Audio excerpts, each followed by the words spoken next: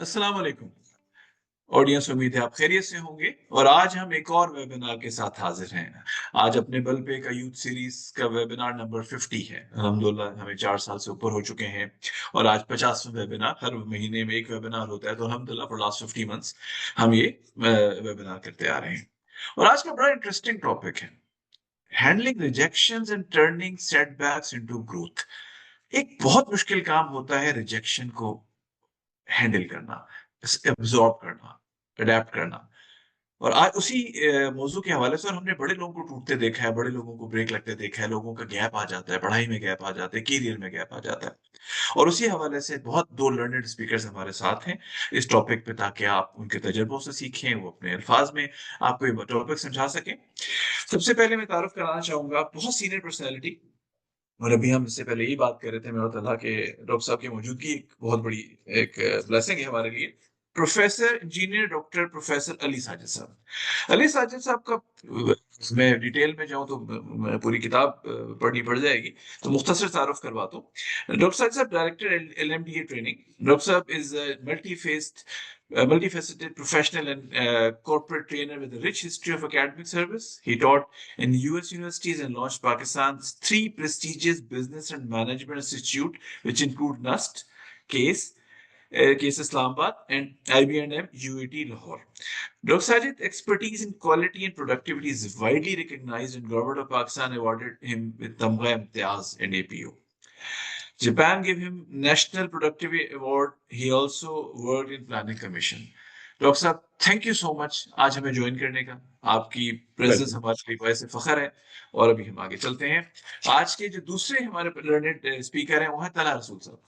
Tala is head of HR in Sitara Petroleum. Sitara Petroleum is a joint venture company between Go Petroleum and Aramco.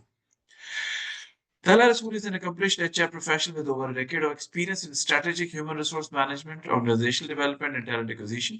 As head HR for Sitara Petroleum, his focus remains on people-centric culture, operational excellence, digital HR transformation, and leadership development to support sustainable organizational growth.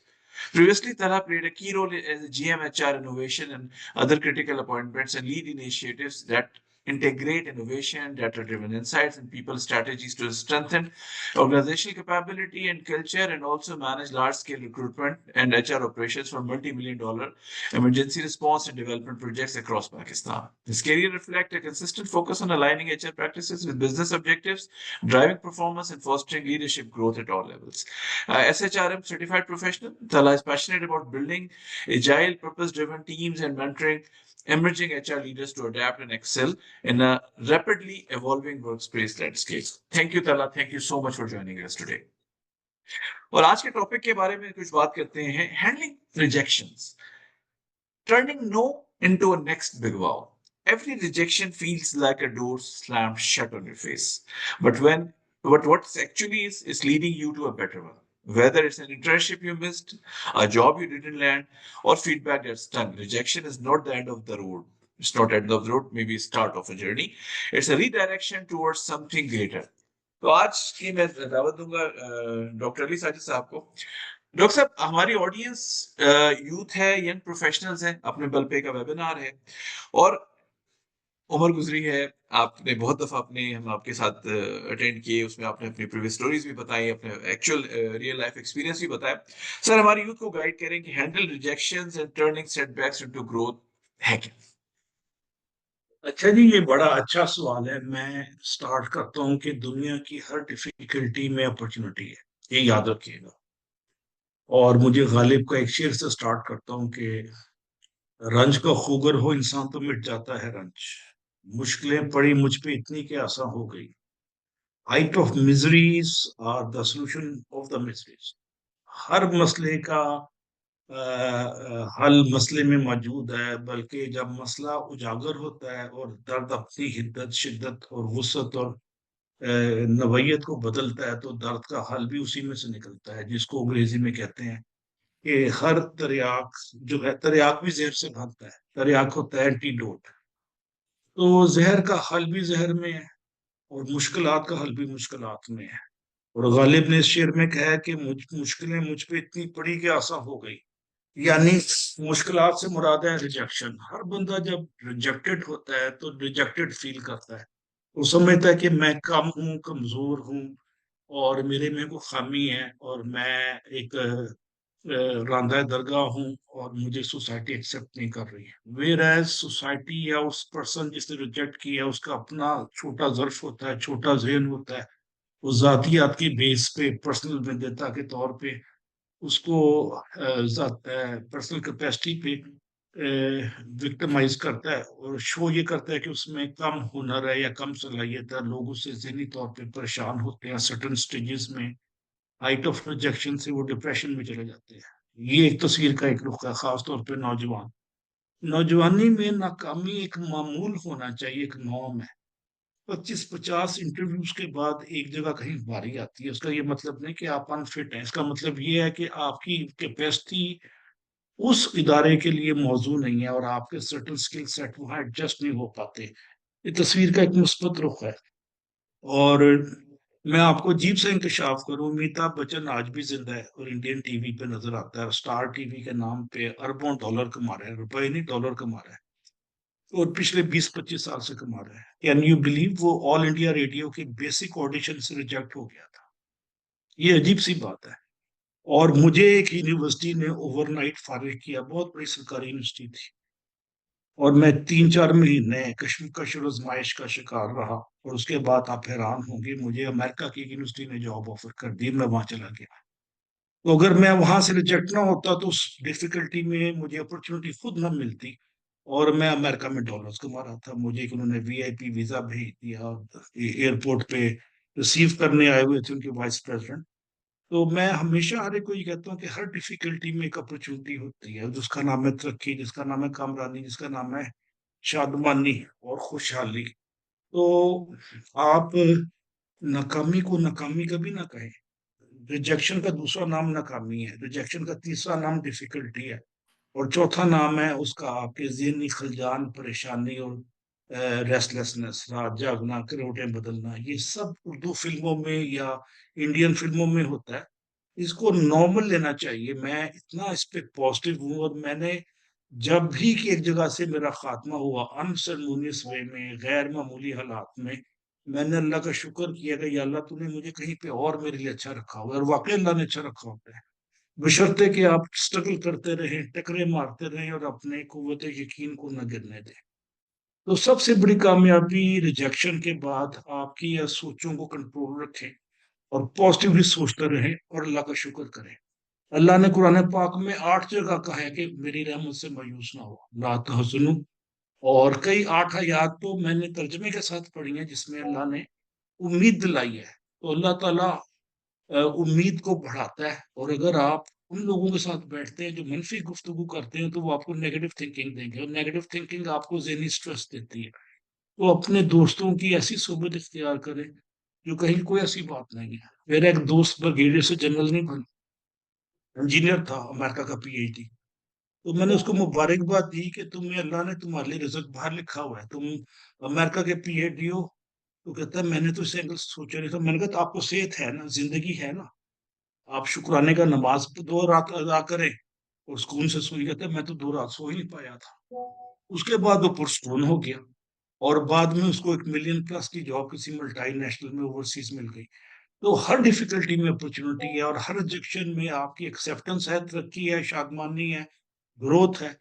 कुदरत ने एक नया रास्ता आपके लिए लिखा हुआ है, ये बात ध्यान में रखें। कुदरत पे तवक्कल और बढ़ाते जाए, और टकरे मारने को वो हिम्मत ना हारे। अंग्रेजी में एक स्टेटमेंट है, you are not failure as long as you are trying. जब तक आप कोशिश कर रहे हैं अपना काम है ही नहीं, और जब आप कोशिश छोड़ देते हैं तब नाकाम होते हैं। तो वो फैज अहमद फैज का एक शेर है कि इसका तर्जमा ये है, मुझे पूरा शेर याद नहीं आ रहा, कि सर भी कटवाते जाओ और हाथ भी कटवाते जाओ। सर भी बहुत है और हाथ भी बहुत है। तो नाकामी तरक्की के जीने की पहली पौड़ी का पहला हिस्सा है, याद रखिएगा। तरक्की की जो सीढ़ी है ना, उसका पहला जीने का नाम नाकामी है, और उसमें 99 जीने हैं।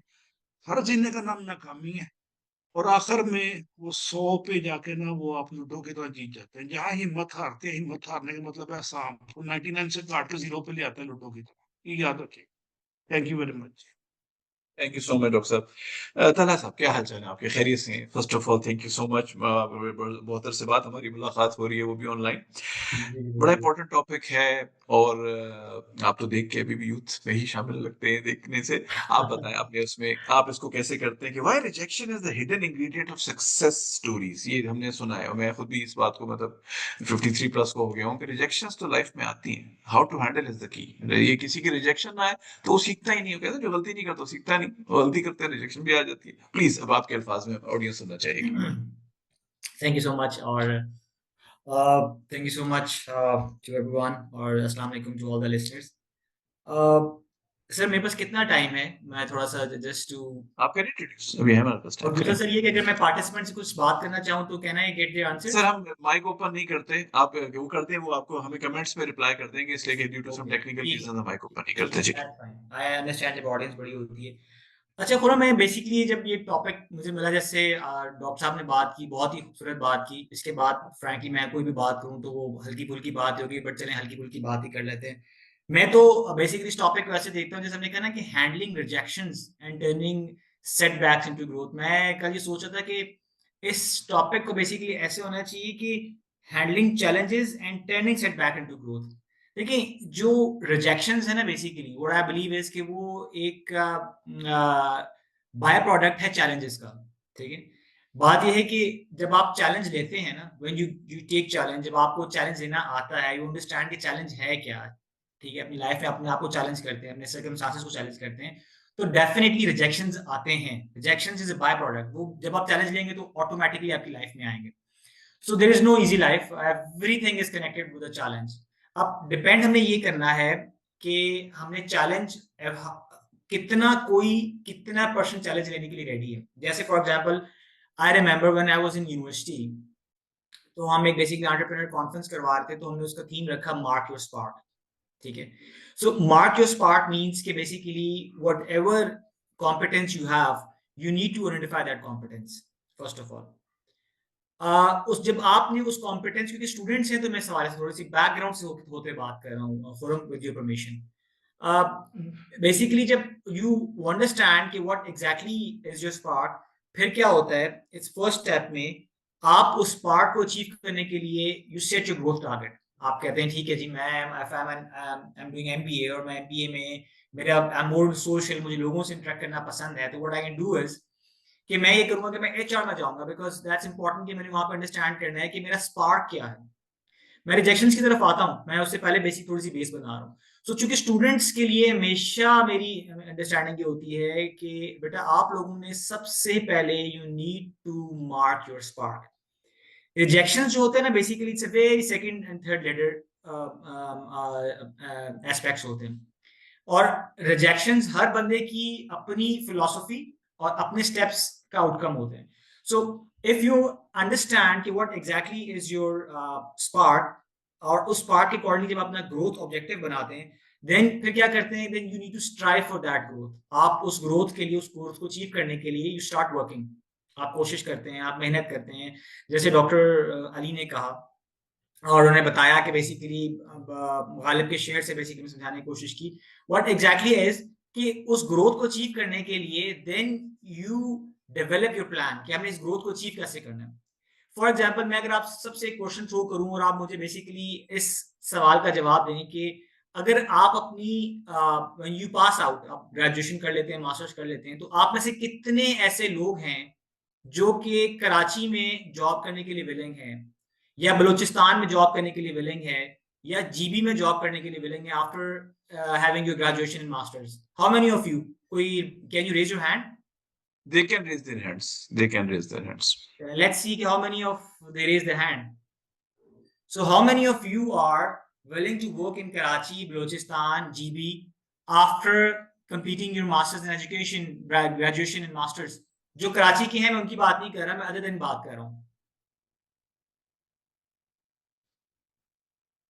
ज्यादा सच कोई रिस्पांस नहीं है, दो चार ऐसा लोगों के कोई हैंड्स response नजर आ रहे हैं यार, नहीं। So कुछ Natasha, क्या finally, thanks, जी thanks जी Natasha. Finally. We're glad that you have raised the hand.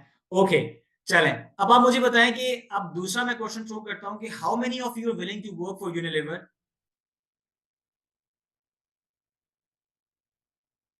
So Natasha is again. जल्दी आ गया हाँ। How many of you are willing to work for Schlumberger?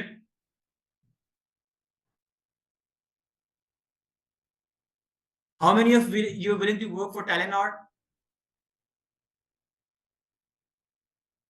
So finally Anam has also. So हाथ आना शुरू हो गए हैं. ठीक है. How many of you want to work for an ExxonMobil? So कहने का मेरा मकसद ये है, the point is कि when I ask this question, how many of you willing to work for, go to Karachi and work? So none have replied except Natasha, which means कि basically लोग जाने के लिए willing नहीं है, because सबको पता है कि कराची जाना it's full of challenging job. वहाँ पे basically रहना आसान नहीं है, वहाँ पे living conditions बहुत मुश्किल है. So Yusuf has also shared a thumb. Oh अच्छा, but जब मैंने कहा कि basically आप में से कितने लोग जो हैं, so no people are raising. Sir ये हमारी ऑडियो डिले तो नहीं है? सर नेट का अगर आज नेट का इशू ओवरऑल पाकिस्तान में है, अच्छा. हमारे तरफ नहीं आ रहा, बट मे भी हो, इसलिए कि 3G और 4G बहुत बुरे हालात में है आज के दिन। So when I throw this question कि कितने लोग ऐसे हैं जो कि कराची जॉब करना चाहते हैं, बलूचिस्तान जॉब करना चाहते हैं, तो people are reluctant to answer. मुझे सिर्फ एक नताशा ने जवाब दिया. और जब बेसिकली मैंने ये कहा कि कितने लोग यूनिलिवर में जॉब करना चाहते हैं, कितने लोग बेसिकली स्लम्बर्जर में जॉब करना चाहते हैं, तो लोगों ने हाथ खड़े किए. At least I got 4 or 5 finger raised. Why is that? So because अब आपको पता है कि यूनिलिवर का हेड ऑफिस तो कराची में है. So when you got a job offer, तो आप कहेंगे जी ठीक है, even if it's Karachi, I'm willing and I'm willing to go to Karachi. So the point is, मैं बात आपको समझाना चाह रहा हूँ कि हर चैलेंज के पीछे एक अपॉर्चुनिटी छुपी होती है. But the important thing is कि we need to get out from the comfort zone. जो rejections हैं, basically rejections, so basically it's a part of every single process. Whatever you do, whatever you think, the rejection comes in. But rejection को achieve करने के लिए it's very important that you get yourself challenged, you get yourself planned. आप जब एक चीज को करने के लिए निकलते हैं, आप प्लान करते हैं, you just get out from the comfort zone. फिर क्या होता है कि then आप उस चैलेंज को भी अच्छी तरह रिसीव करते हैं और उस चैलेंज को अच्छी तरह अकॉम्प्लिश करते हैं. फॉर एग्जाम्पल, कुछ अर्से पहले बेसिकली मुझे ये हुआ कि इन माई इंटायर कैरियर मैं एज एन HR का बंदा हूँ. I remember Forum I was working with Save the Children and I got an offer कि मुझे पेशावर एक job opportunity and I want to go there. And at that time it was full of risk because काफी political upset था और things were not in control और जो conditions थी security की बहुत बुरे हालात थी. But taking that challenge, that was challenge. And I took that challenge and I went there. Basically nobody was willing to go there at that time. और हुआ ये कि when I go there, I got so many rejections in a form कि because उस culture में adjust होना इतना आसान नहीं है. Because आपने जब उस culture में आप गए हैं तो they don't accept outsiders इतने आराम से.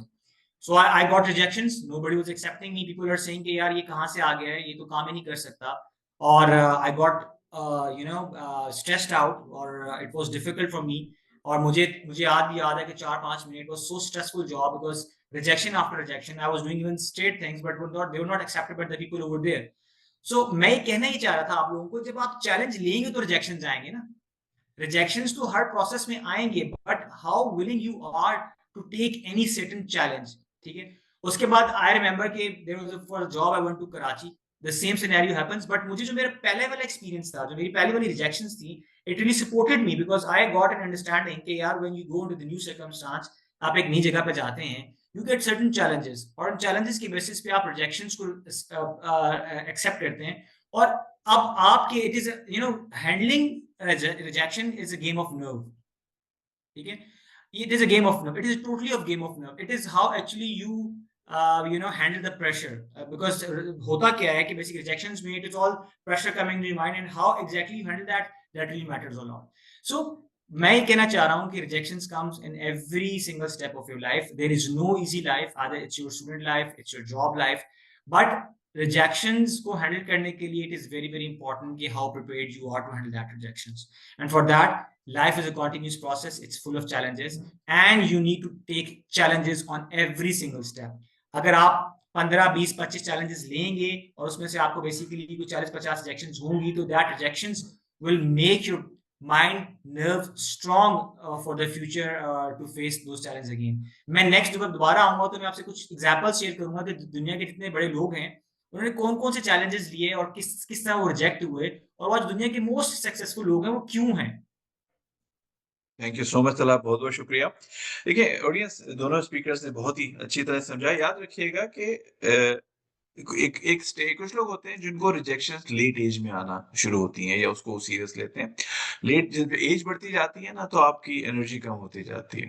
इसीलिए कहते हैं ना, जब बिजनेस स्टार्ट करना तो यंग एज में करो। यंग एज में आप धचके खा सकते हैं, आप सेटबैक्स को ज्यादा इजीली कर सकते हैं, करेज ज्यादा होती है। मगर मैं आगे चलता हूँ। रुख साहब, आपकी तरफ सर, टर्निंग इमोशनल जी। लोज इनटू पावरफुल कमबैक्स। यूथ है ज्यादातर ऑडियंस, और तला मे बी इस वजह से जॉब की वो नहीं होगी कि स्टूडेंट्स भी हैं, प्रोफेशनल्स भी हैं, तो मे बी रिस्पॉन्स थोड़ा कम था। तो डॉक्टर साहब, यंग लोग हैं काफी, इमोशनल लोज आते हैं, और सबसे ज्यादा होता है कि रिजेक्शन इतनी बड़ी नहीं होती जितना उसका इफेक्ट हो जाता है, और इंसान जो है ना ढीला पड़ जाता है, हिम्मत छोड़ देता है। तो कैसे इमोशनल लॉस को पावरफुल कमबैक्स में कन्वर्ट किया जाए? आपने खुद भी कई दफा आपके साथ है, आपने जिक्र किया चीजों का, जो चीजें हुई, टफ सिचुएशन आई, and then you come back. तो अपने आप को कैसे मजबूत रखा जाए, कैसे उन टर्निंग जो लॉस हैं उनको उनसे कम बैक किया जाए? अच्छा, ये बड़ा अच्छा सवाल है। मैं समझता हूँ जाती तौर पे मेरा नौजवानों को पैगाम है, जो मेरा अपना जिंदगी का हासिल है, ये निचोड़ है। 35-40 साल की सर्विस तजर्बा, 8-9 साल मैंने वॉशिंगटन में काम किया, यूएन से लेके वर्ल्ड बैंक तक, और 4-5 अमेरिकन यूनिवर्सिटी में पढ़ाया।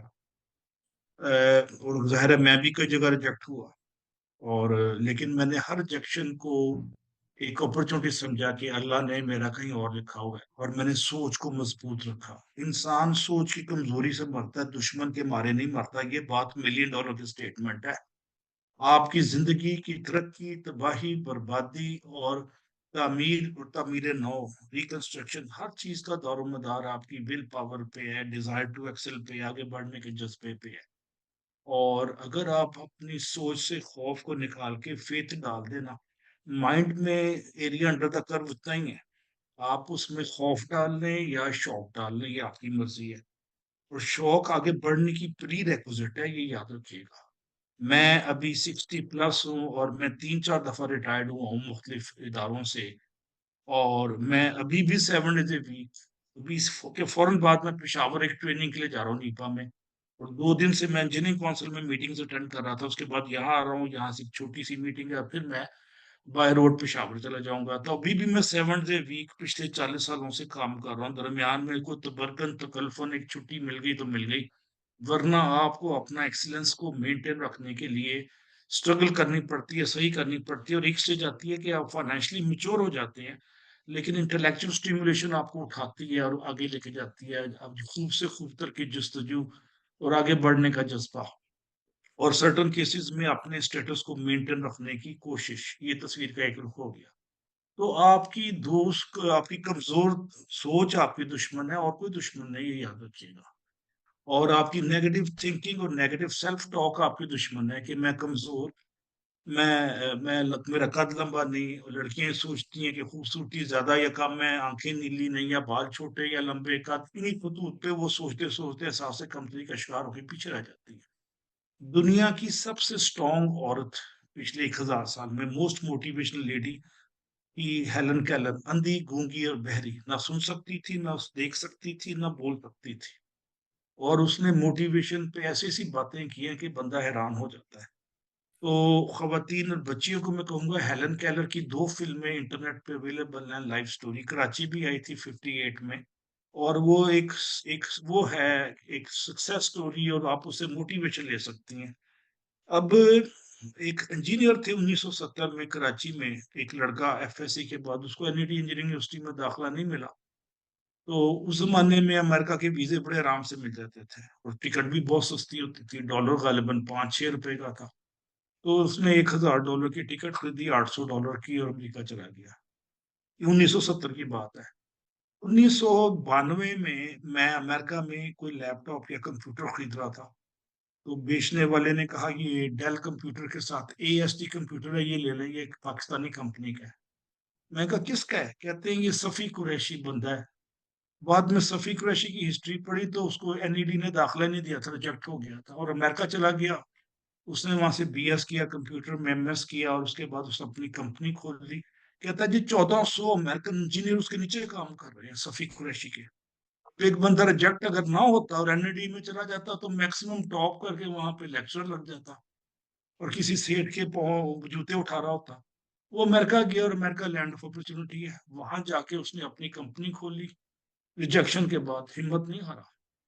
तो जो हिम्मत हार गया, जो वो डर गया, वो मर गया। एक फिल्म भी आई हुई है इसकी, जावेद और नीली की, मुझे याद है, 10-15-20 साल पहले की। तो डरने वाले के लिए दुनिया में कोई नहीं है मुकाम। इकबाल एक शेर में कहता है कि जहां में अहले ईमान सूरत खुर्शीद जीते हैं, सूरज की तरह जीते हैं जो मोटिवेटेड लोग हैं। तर्जमा इसका ये हो, इधर डूबे उधर निकले, उधर डूबे इधर निकले, वो डूबते रहते हैं, निकलते रहते हैं और पुरुमीद रहते हैं। मैंने भी कुरान मजीद की 8 आयतों का हवाला दिया। अल्लाह ताला पुरुमीद लोगों को पसंद करता है और खालिक जो है वो परो होप है। तो जो अगर आप मायूस हो गए तो मायूसी कुफर है, और कुफर का मतलब है कि आप, मैं काफर हूं अगर आप नहीं, तो क्योंकि मैं मायूस हो गया। तो इसमें मायूसी की गुंजाइश ही नहीं है। ये सफर का हिस्सा है गिरना, सफर का हिस्सा है रिजेक्शन होना, और सफर का हिस्सा है कि आप अगले बदार में, अगले ऑर्बिट में जब इलेक्ट्रॉन जंप करते हैं तो उसको एनर्जी चाहिए होती है। वो एनर्जी का नाम है आपकी पॉजिटिव सोच। सोचों को तवानाई देते रहे तो जिस्म को तवानाई सोच से मिलती है। अजीब सी मैं बात कर रहा हूँ। तो आप आगे बढ़ते रहेंगे।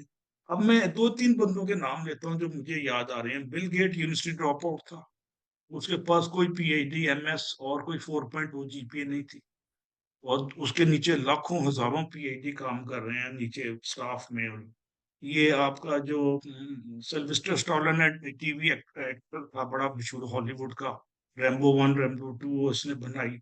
ये 1500 दफा रिजेक्ट हुआ टीवी के उसमें सिनेमा में आने से पहले। इसी तरह आपके पास इब्राहिम लिंकन है, बड़ा मशहूर अमेरिका का प्रेसिडेंट था, स्ट्रॉन्गेस्ट प्रेसिडेंट ऑफ यूएसए 1860 में। और इसने ऐसा रेवोल्यूशनाइज किया अमेरिका की मौजूदी तरक्की, उसके वो लॉन्ग टर्म उसकी पॉलिसीज का शाहकार है। वो थ्रू आउट इलेक्शन हारता रहा और आखिर में एक इलेक्शन जीता, वो था प्रेसिडेंट ऑफ यूएसए का, और उसने यूएसए को बदल के रख दिया। इसी तरह चर्चिल मुसलसल, चर्चिल जर्मन सॉरी यूके का प्राइम मिनिस्टर था सेकेंड वर्ल्ड वॉर में, और हिज सिंबल ऑफ मोटिवेशन, वो भी मुसलसल इलेक्शन हारता रहा। तो वो उर्दू में एक शेर है कि गिरते हैं शहसवार ही मैदान जंग में। आम बंदा मैदान जंग में नहीं गिरता, सिर्फ शहसवार गिरते हैं जो घोड़े पे सफर कर रहे हो। और घोड़ा सिंबल है तरक्की का, तेज स्पीड का, बरगिरफ्तारी का, और आपको आगे लेके जाने का। तो बड़ा जरूरी है कि आप ये 4-5 जो मैंने मिसालें दी हैं इनको जहन में रखें। 1994-95 में मैं 6-8 साल वाशिंगटन रहा, तो वहां पे जो उनकी बास्केटबॉल की टीम थी उसका हेड था Michael Jordan. Michael Jordan was iconic person for basketball, और स्कूल की टीम से ड्रॉप आउट कर दिया गया था कि तुम फिट ही नहीं हो, बॉल ही नहीं फेंक सकते। और बाद में वो एक सिंबल बन गया बास्केटबॉल का। और लोग कहते थे माइकल जॉर्डन, उसने पेप्सी कोला खरीद ली, इतना पैसा हुआ कि उसने पेप्सी कोला का पूरा लाइसेंस ले लिया। इस तरह वॉल्ट डिज्नी का मुझे याद आ रहा है। वॉल्ट डिज्नी डिज्नी लैंड का वो खालिक है और most creative person in the universe. इससे ज्यादा क्रिएटिव बंदा नहीं आया। उसकी फिल्में देखें, उसका वॉल्ट डिज्नी का वो देखें। माइकी माउस का भी वो फाउंडर है। उस वक्त मसरूफ ड्रॉप हो गए अपने अखबार के एडिटर ने कहा कि मोस्ट लीस्ट इनोवेटिव पर्सन। इसमें इनोवेशन है ही नहीं है, ये तो एक लकीर का फकीर है, रवायतों का असीर है। इसने क्या करना, उसको उसको निकाल दिया गया अखबार के दफ्तर से। और बाद में वो अपने पाँव पे जब खुद उठा खड़ा हुआ तो उसने डिज्नीलैंड बनाया, और जहां डिज्नीलैंड जाता है उस स्टेट की वो बढ़ जाती है अमेरिका में क्या कहते हैं टूरिज्म। इतना बड़ा एक सिंबल है ये डिज्नी का। डिज्नी ने भी एक बड़ी स्ट्रगल की और उठा, और कई दफा बैंकरप्ट हुआ। फिर हैरी पॉटर की ले ले मिसाल, हैरी पॉटर की जो खातून खालिक है, T.W. लॉरेंस उसका नाम है, वो मसूफा अपने डॉक्यूमेंट लेके जाते थे हैरी पॉटर को, वो कहते थे कि तो थर्ड क्लास है, रिजेक्ट कर देते थे। और आखिर में हैरी पॉटर की मकबूलियत ये थी कि मैं इस्लामाबाद में था कोई 2004-5 के पास, उसकी आखिरी रिलीज आई। तो इस्लामाबाद में सईद बुक बैंक के बाहर बच्चों की किताब थी, सुबह 9 बजे रिलीज होगी, यानी रिलीज होने के लिए लाइन लगी हुई थी। और बच्चे, मेरा बेटा मुझे सुबह उठा के लेके गया कि हैरी पॉटर की आखिरी बुक आ रही है आज। और सईद बुक बैंक जिना सुपर से मेरे साथ लेके दे। मैं गया, वहां पे रश था और बड़ी मुश्किल से मैंने 2-3 हजार रुपए की बुक, जो बाद में 200-200 की बिकती थी, वो मैंने खरीदी। यानी हैरी पॉटर की खालिक कई दफा रिजेक्ट हुई, 12-14 दफा रिजेक्ट हुई। तो आपके लिए बड़ा जरूरी है कि आप देखें कि rejection is not end of the life, rather rejection is a beginning of new era in your life. जो नाकामी है या रिजेक्शन है, ये कोई नुक्ता या अंजाम नहीं है, ये नुक्ता आगाज है तरक्की का, इसको इस तरह ले। और मैं आपको बताता हूँ, मुझे कई दफा जो हुआ, जिसपे मुझे गालिब का शेर भी याद आता है कि दर्द का हद से गुजर जाना है दवा हो जाना, कि जब दर्द हाथ से गुजरती है वही दुआ हो जाती है। तो रिजेक्शन की extreme is a beginning of success. ये है लुबे लबाब अभी तक मेरी गुफ्तगू है, हासिल कलाम ये है। मैं एक मिसाल टोनी ब्लेयर की देता हूँ। ये प्रेसिडेंट, सॉरी, प्राइम मिनिस्टर था 20 साल पहले यूके का, और बड़ा बड़ा सूरमा और फन्ने खान। आजकल के प्राइम मिनिस्टर को तो जानता ही कोई नहीं। तो टोनी ब्लेयर भी मुसलसल नाकामियों में इलेक्शन हार रहा है, मुसलसल। और आपके सामने कुछ एक कैदियों की मिसाल अच्छी नहीं लगती, उससे मुसीबतें पड़ जाती हैं, लेकिन वो बंदा भी टांगा वाला कहते थे उसको, कोई टांगे वाली सवारी है, एक सीट आती है, वो आज उसके पास 80-90% हो गया। तो जो बंदा रिजेक्शन से घबराता नहीं है, अल्लाह ने उसके लिए उसकी तरक्की और कामरानी उसकी किस्मत में लिख दी है। और कायनात के हर जर्रे को अल्लाह ताला हुक्म दे देता है कि इसकी मदद करो, और कायनात का हर जरा मुतहरिक हो जाता है। कभी खिजर आ जाता है, उसको हाजी मुश्ताक जो उसका मोहल्लेदार है, वो हाजी मुश्ताक जो है ना, बुनियादी तौर पे खिजर का रोल प्ले करके उसको डायरेक्शन दे रहा होता है। कभी उसको सब्र यूब नजर आ जाता है, कभी उसको एक बाबा नजर आता है जो नुकर में बैठा हुआ है। मैं पूछता हूँ क्यों है, कहता है मेरा बेटा 18 साल पहले भेड़िए खा गए थे, 18 भाइयों के साथ किया था, तो मैं बेटे के लिए रो रहा हूँ। और उसी याकूब को बेटा मिल जाता है, यूसुफ। तो रिजेक्शन का मतलब हरगिज नाकामी नहीं है, हरगिज एंड ऑफ द लाइफ नहीं, बल्कि this is the beginning of life. ये अल्लाह ताला ने आपके लिए तरक्की और कामरानी कहीं और लिख दी हुई है। इब्राहिम लिंकन की मैंने मिसाल दी, हैरी पॉटर की मैंने मिसाल दी, टोनी ब्लेयर की दी, अमिताभ बच्चन की दी, सफी कुरैशी जो एनईडी का ड्रॉप आउट रिजेक्टेड था उसकी मिसाल दी। वॉल्ट डिज्नी के साथ साथ मुझे याद आ रहा है कि मार्लन मैंड्रो बड़ी मशहूर हॉलीवुड की एक्ट्रेस थी। वो वो वो बज़ाहिर most successful and most attractive, लेकिन वो शुरू में लड़का की मोटी है, भद्दी है, इसके फीचर्स नहीं, इसको बोलना नहीं आता, और आखिर में the best actress of Hollywood declare हुई 60s और 70s में। तो ये वो लोग हैं जिन्होंने हिम्मत नहीं हारी। अगर आप हिम्मत हार देते हैं तो कहानी खत्म हो जाती है। और अगर आपके गिर के उठने से इनकार कर देते हैं तो इसका मतलब है कि आपके पास आगे बढ़ने का जज्बा नहीं है। तो शौक प्री रेक्विजिट है, फिर याद रखिएगा, रिजेक्शन के बाद उठने का। और एक अल्लामा इकबाल एक शेर में कहते हैं कि शौक अगर तेरा ना हो मेरी नमाज का इमाम, मेरा कयाम भी हिजाब, मेरे सजूद भी हिजाब। शौक प्री रेक्विजिट है सक्सेस का, इसको ध्यान में रखिएगा। मैं फिर थोड़ा बहुत इस पे और तबाजमाई करेंगे। थैंक यू बहुत वेरी शुक्रिया। Much. Thank you so much doctor साहब, थैंक यू सो मच। तला आपकी तरफ आते हैं। तला, building confidence and resilience when things don't go your own way. Doctor साहब ने बड़ी डिटेल से चीजें समझाई। तो अगर पर्टिकुलर इसकी बात करें कि कैसे कॉन्फिडेंस को बिल्ड किया जाए, रेजिलियंस वापस कम बैक कैसे किया जाए, इसलिए कि सबसे बड़ा इशू टाइम इशू नहीं होता, सबसे बड़ा है कि हम उसको हैंडल कैसे करते हैं। जैसे डॉक्टर साहब ने कहा ना कि हिम्मत नहीं हारनी, आपने दोबारा चीजों को स्टार्ट करना है। वो कहते हैं आप हार जब भी, इंसान जब भी हारता है जब वो दोबारा स्टार्ट करने का जज्बा खो देता है। तो कैसे कॉन्फिडेंस, इसलिए कि हमारी ऑडियंस यूथ है, तो थोड़ा सा उनको गाइड करें कि कैसे कॉन्फिडेंस को बिल्ड किया जाए, कैसे रेजिलियंस, कैसे जो है वो ये अपने अंदर अडैप्ट की जाए। Thank you. आई थिंक मैं अपनी जो लास्ट टॉक थी उसी को थोड़ा सा भी कंटिन्यू करूंगा। जी बिल्कुल। बहुत शॉर्टली मैं बात करूंगा, जब मैंने मार्कस स्मार्ट की बात की और उससे मैं आगे बात करूंगा। I think the most important thing is self belief. जब आप किसी भी चैलेंज को देखते हैं, कि किसी भी प्रॉब्लम को देखते हैं, तो सबसे इम्पोर्टेंट बात यह है कि हमारा सेल्फ बिलीफ होना चाहिए। हमारे करंट, मैं किसी का नाम नहीं लूंगा, पॉलिटिकल सिस्टम की अगर बात करें तो एक कोट बड़ा कॉमनली सामने आता है, वो आता है कि इंसान जो है ना वो हारता तब है, तब नहीं, इंसान तब नहीं हारता जब वो एक्चुअली में किसी प्रोसेस के अगेंस्ट फेल हो जाता है, बट इंसान तब हारता है जब वो जहनी तौर पर हार मान जाता है। ठीक है ना? सो बेसिकली जो सेल्फ बिलीव है ना, that is very very important किसी भी काम को करने के लिए, कि वो कितना है। मैं आज के सर डॉक्टर साहब ने बहुत अच्छी-अच्छी एग्ज़ाम्पल्स दी हैं और बहुत फेमस एग्ज़ाम्पल्स हैं, दुनिया इनको मानती है। मैं आज के दौर में मॉडर्न टाइम्स में मैं कहता हूँ कि स्टूडेंट्स को अगर किसी को अपना आइडियल बनाना है ना, सेल्फ कॉन्फिडेंस में और जो ब्रेकिंग बैरियर्स में और करेज एंड कन्विक्शन में, बिकॉज मैं इनको बहुत बिलीव करता हूँ कि बेसिकली जब आप सेल्फ कॉन्फिडेंस में बिलीव करते हैं तो आप हमेशा ये बात करते हैं अपने बैरियर्स को तोड़ना होता है। आई थिंक हमारे पास जो सबसे अच्छी एग्जाम्पल आजकल के दौर में, दैट इज जोहरान ममदानी। ठीक है, अगर हम उस बंदे की स्ट्रगल को अंडरस्टैंड करें, it's a very most struggle, जिस बंदे को शायद कोई जानता भी नहीं था, जिसको बेसिकली को अंडरस्टैंड, जब ये इलेक्शन का अनाउंस हुआ उससे पहले इंक्लूडिंग माई सेल्फ, लोगों को पता भी नहीं था बेसिकली जोरान ममदानी। ठीक है ना, और at a very young age और basically in a very short process of time, how actually he made his way as a mayor of New York. एक ऐसा मेयर जो कि बेसिक जिस पे पूरी दुनिया की नजरें हैं, पूरी दुनिया की इन्वेस्टमेंट्स हैं, पूरी दुनिया का फाइनेंशियल स्टेटस उस बिलीव करता है। सो दैट स्ट्रगल जो बेसिकली उस बंदे ने की, that was remarkable, that was exceptional. But ये है कि उसकी जो सबसे इंपॉर्टेंट बात ये था कि basically he was having a bold and progressive vision. इसमें कोई शक नहीं था कि उसने जब एक अपना माइंडसेट बना लिया, तो उसका सबसे इंपॉर्टेंट बात है, अगर आप उसकी कम्युनिकेशन को देखें तो उसकी एक एक कम्युनिकेशन के अंदर फॉर्म सा बड़ा सेल्फ कॉन्फिडेंस डेवलप होता है। जब उसने अपनी कैंपेन स्टार्ट की शुरू में, तो he was on the roads, उसने एक स्पीकर उठाया हुआ है, एक माइक्रोफोन उठाया हुआ है और लोगों को बात कर रहा है कि आप मुझे वोट देंगे। लोग जानते भी नहीं है कि Zohran Mamdani. And the way he express himself, उसने अपने gesture, positive attitude, can do approach, psychological awareness, conviction से बेसिकली उस इतने बड़े माइलस्टोन को, जिसने कभी सोचा भी नहीं था, बेसिकली उसको अचीव किया।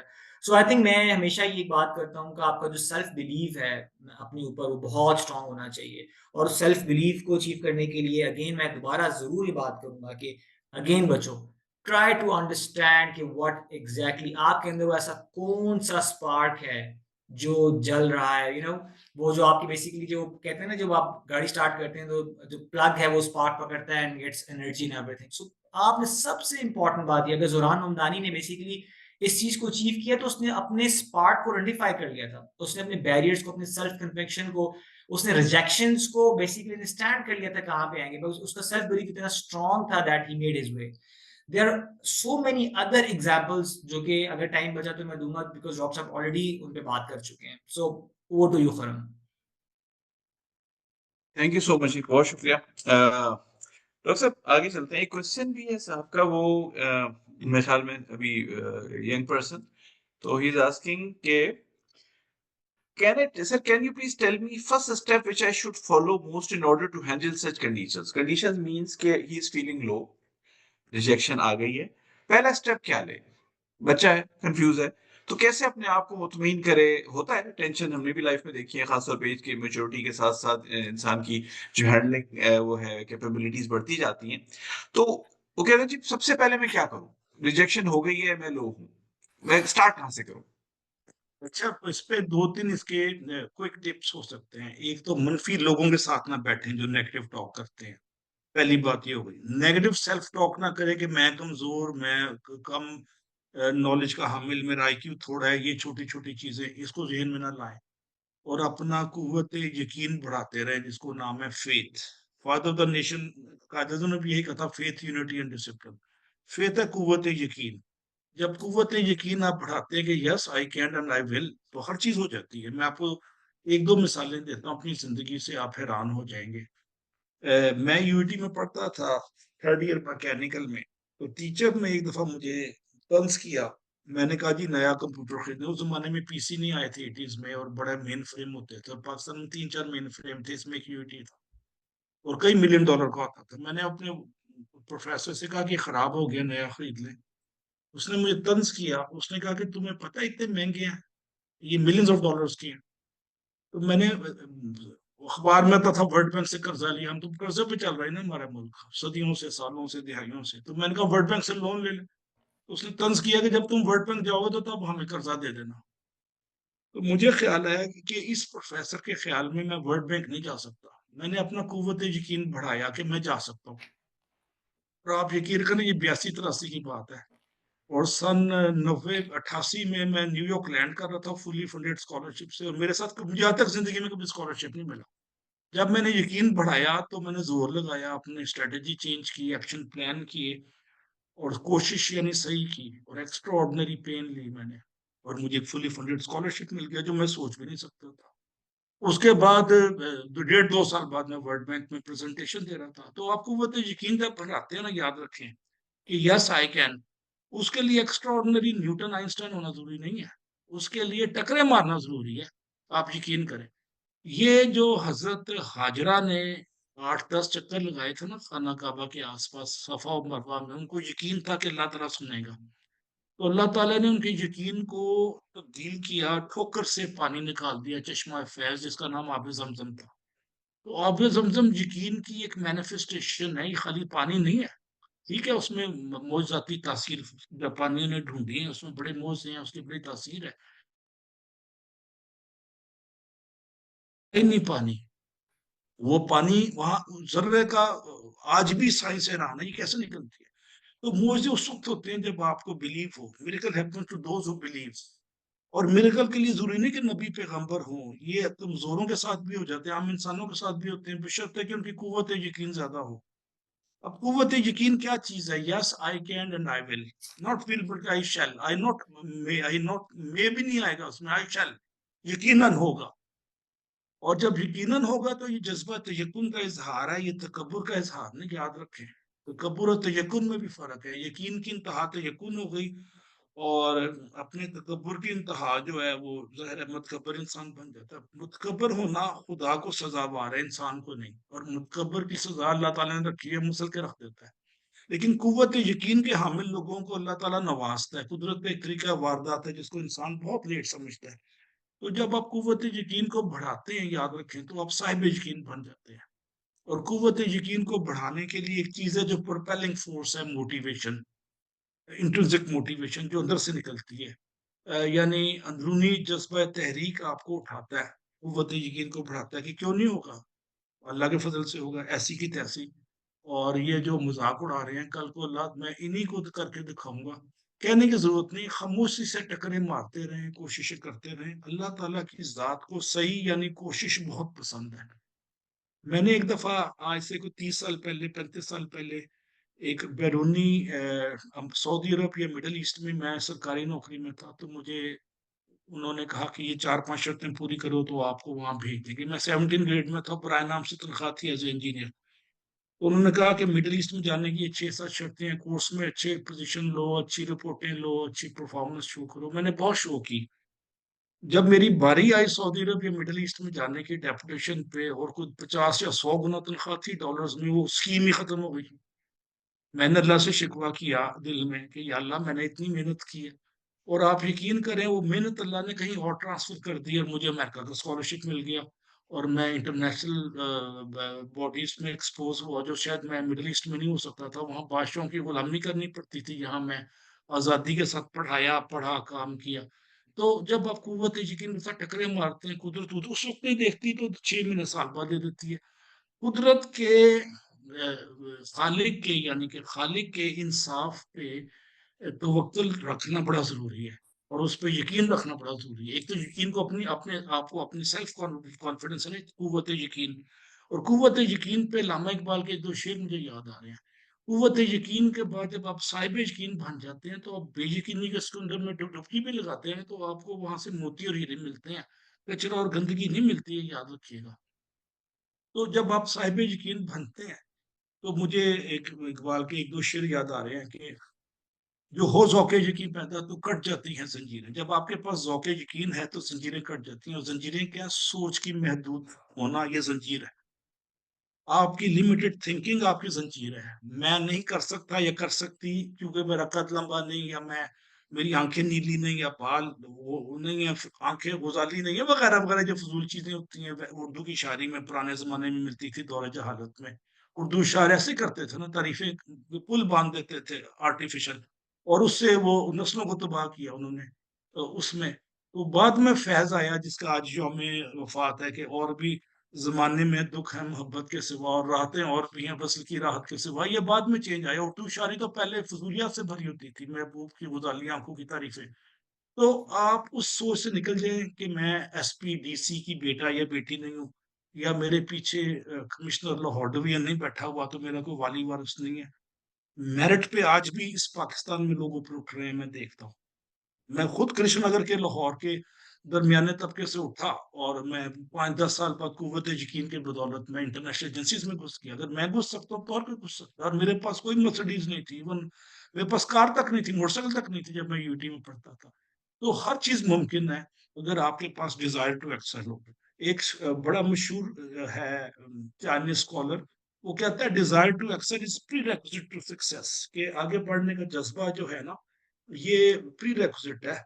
और अगर कभी आप प्री रेक्विजिट इसका सक्सेस का, और कभी आप जिंदगी में नाकाम हो तो याद रखें कि आपका काम रिवेंज लेना नहीं है, आपका काम एक्सेप्ट करना है।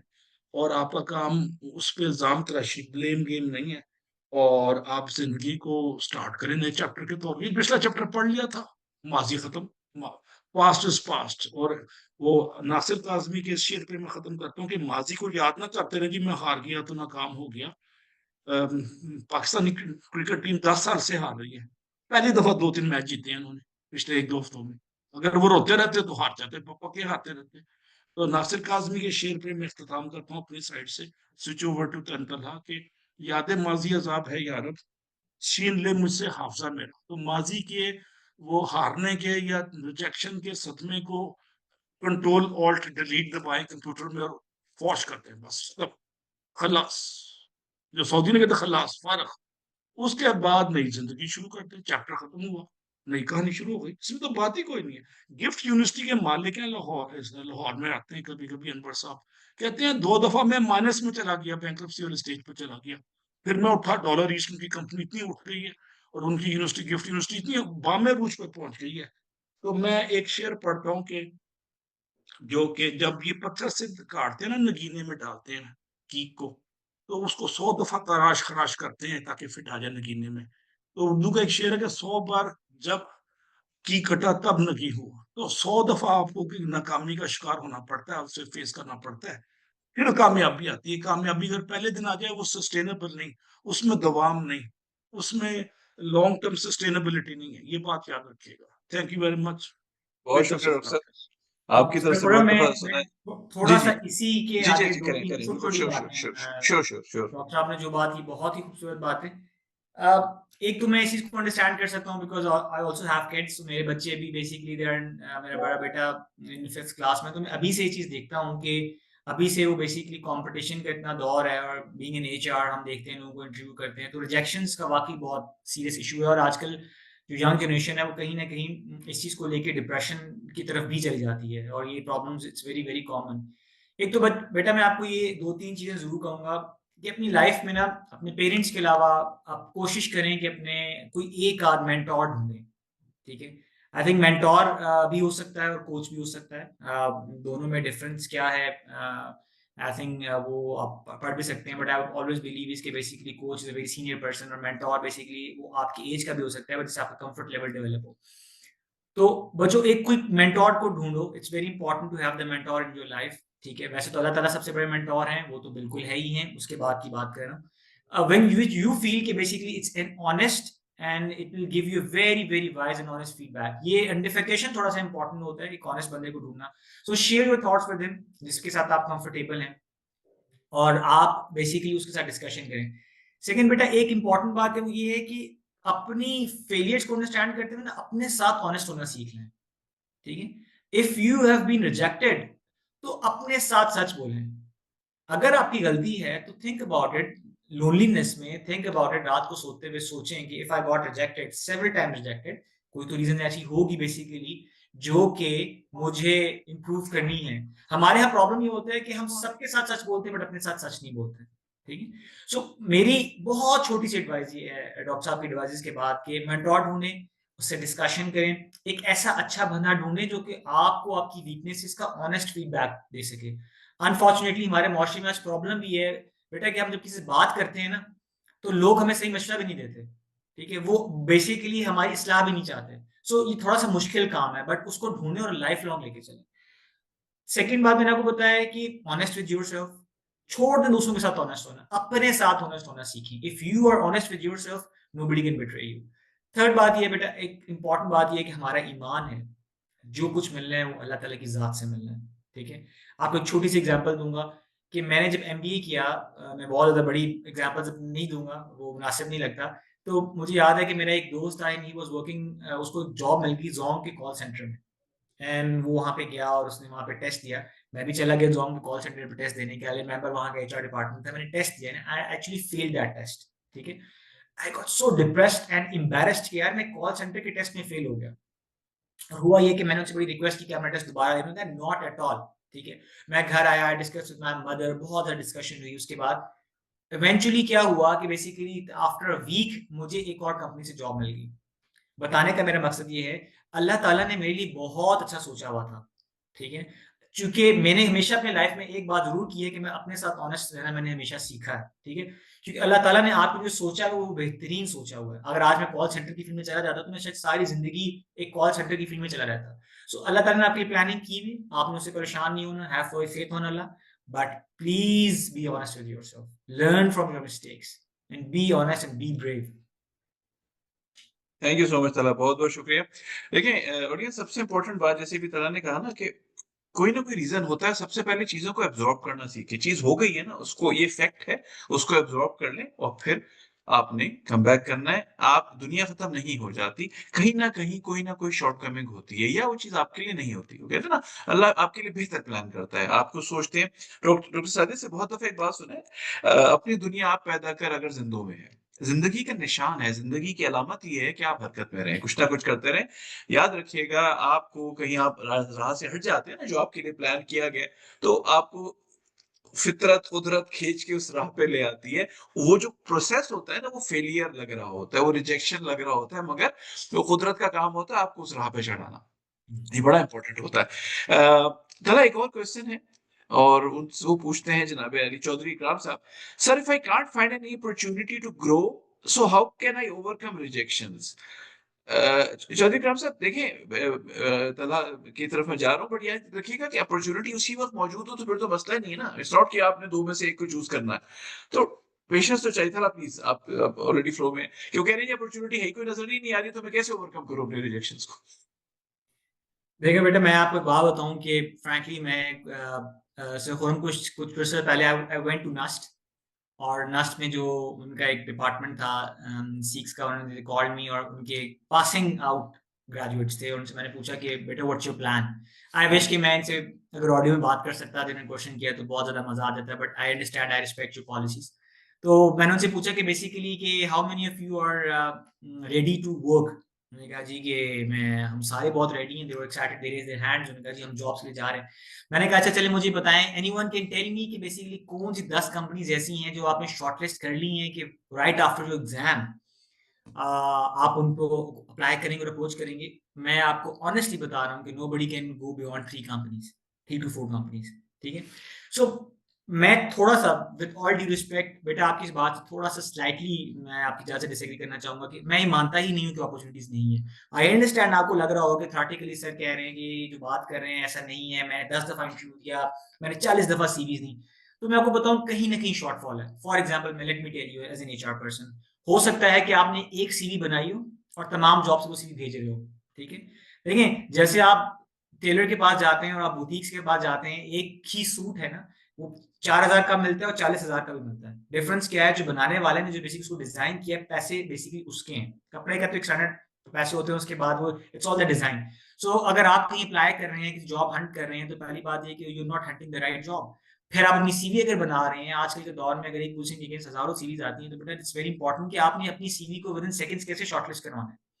So you need to work on that thing as well. सो कहीं ना कहीं बेसिकली शॉर्टफॉल है। अगर कहीं ना कहीं आपको सीवी की कॉल आ जाती है, तो हो सकता है कि वो अपॉर्चुनिटी आपके कंफर्ट जोन से बाहर की हो। जैसे मैंने शुरू में पूछा कि who is willing to go to Karachi, तो nobody raise the hand.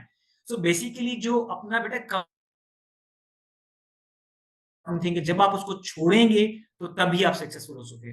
Last बात मैं ये कहूंगा कि somebody said it to me very wisely, उसने कहा यार कि तलहा याद रखना है कि जिंदगी के ना 12-13 साल कोई भी वो बहुत टफ होते हैं। फॉर एग्जाम्पल, उस अगर आप वो 30 to 40 years में वो सख्ती बर्दाश्त कर लेते हैं, पंजाबी का एक वर्ड है वो पी काट लेते हैं, तो वो 10 से 12 साल आपको जो सख्ती के हैं वो आपको अगले 40 से 50 साल के दरमियान आप उसका फायदा उठा सकते हैं। और अगर आप 40 से 50 साल के दरमियान आपने पहले 30 से 40 साल 10 साल मुश्किल के नहीं काटे, देन 30 to 40 years में आपको कहीं ना कहीं 10 साल मुश्किल काटने पड़ेंगे। अगर आप वहां भी नहीं काटते तो बेसिकली आपको 50 to 60 years में काटने पड़ेंगे, but they are the most toughest years to handle stress and pressure. ठीक है। तो कोई भी टाइम आपकी लाइफ के 10 to 15 years बहुत बहुत क्रिटिकल हैं। You can work for more than 18 और जैसे डॉक्टर साहब ने अपनी रूटीन बताई, आई एम इम्प्रेस्ड, इस एज में भी he is working so hard. मैं भी अभी तक फॉलो नहीं कर रहा। सो कहीं ना कहीं बेटा अपने शॉर्टफॉल्स को आइडेंटिफाई करो, जो आप कह रहे हो ना, गो बैक, रीथॉट करो, रीप्रोसेस करो। जी, मेरा एक थैंक यू कमेंट सो है मच। आखिरी आधे मिनट का। जी सर राना साहब, sir rejection is not rejection, it is deviation from the existing status को। पता नहीं उर्दू में तर्जुमा कैसे करूं। रिजेक्शन रिजेक्शन नहीं होता, मौजूदा सूरत हाल से थोड़ा सा तहरीफ या डेविएशन है।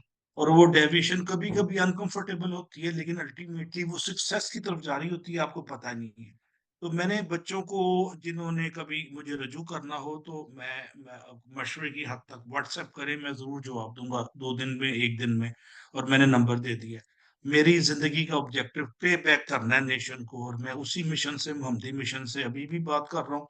और मैं आपको सिर्फ उम्मीद के एम्बेसडर के तौर पे बात कर रहा हूँ। एक प्रोफेसर या एक प्रोफेशनल दुनिया में, उसका एक ही काम है, उम्मीद फैलाना, to spread hope, to inculcate hope, to induce hope. और मेरे ख्याल में आज की गुफ्तगू में, थैंक्स टू राना साहब और आकिब साहब, इन्होंने ऐसा माहौल पैदा किया कि हमने उम्मीद अफजा बातें की हैं जो दुनिया की रियलिटी से मुताबिकत रखती हैं। कोई अफसानवी गुफ्तगू करके सबस बाग नहीं दिखाया हमने।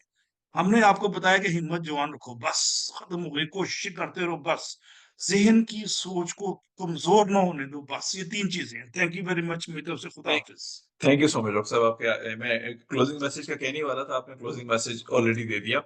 ऑडियंस याद रखिएगा, जैसे डॉक्टर साहब ने कहा, तलान साहब ने कहा, ऐसे लोगों के साथ उठे बैठे हैं जो वो ना सुना, आपको उससे बातें करें जो आप सुनना चाहते हैं, जो आपको रियल फैक्ट्स बताएं। मवाखजा बड़ा जरूरी होता है।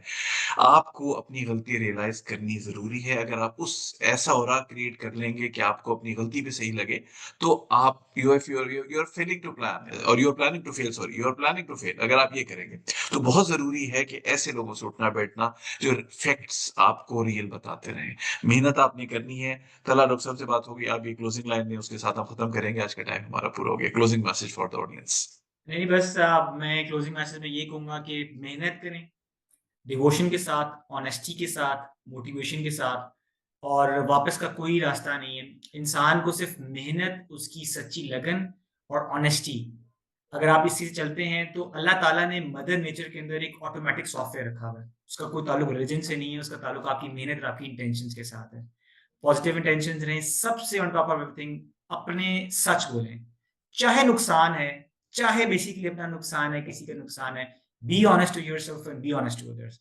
बाकी ये याद रखिएगा, जो अल्लाह ने आपके नसीब में लिखा हुआ है, मुसलमान होने के नाते ये खूबसूरत, ये तो हमें गिफ्ट मिला है ना। क्यों खुरम साहब, ये गिफ्ट तो we have that gift from the Allah. जो मिलना है वो नसीब में मिलना है, और अपनी मेहनत से उसको हासिल करें और सच्ची लगन से हासिल करें। सबसे इम्पोर्टेंट बात कि अपनी मेहनत से उसको हासिल करें। आप जी नसीब भी, हज़रत अली रज़ी अल्लाह ताला अन्हु से एक दिन पूछा कि भाई जब नसीब में सब लिख दिया गया है तो दुआ करने की क्या ज़रूरत है? उन्होंने जी कहा जी हो सकता है नसीब में लिखा हो कि तुम दुआ करोगे तो तुम्हें ये मिलेगा। मेरा एक बिल्कुल। दोस्त था, मैं जब पेशावर में जॉब करता था, फेलो चार्टर्ड अकाउंटेंट, तो हमेशा कहता था कि यार रिस्क का वादा अल्लाह ने दिया है, बट बच्चों को बेगुनाह नाम से पढ़ाने का और सिविक रखने के लिए मेहनत करनी पड़ती है, थोड़ी एक्स्ट्रा जी मेहनत जी करनी पड़ती है। याद रखिए, you have to work hard. Feedback सुनने की आदत डालें, हिम्मत मत हारें, और लगन के साथ, जस्तजू के साथ लगे रहें। हर नाकामी या कोई वो आपके लिए एक मैसेज होता है। वो कहता है ना, या तो आप जीतते हैं या आप सीखते हैं। तो सीखें और आगे बढ़ें। इसके साथ ही इजाजत चाहेंगे। रुख साहब, आपका बहुत बहुत शुक्रिया। बहुत अच्छा सेशन रहा। और आप लोग, ये हम लोग यूट्यूब पे भी पोस्ट कर देंगे ये सेशन, और फेसबुक पे अवेलेबल है। तो इंशाल्लाह अगले महीने 51 नंबर वेबिनार के साथ हाजिर होंगे। अल्लाह हाफिज। अल्लाह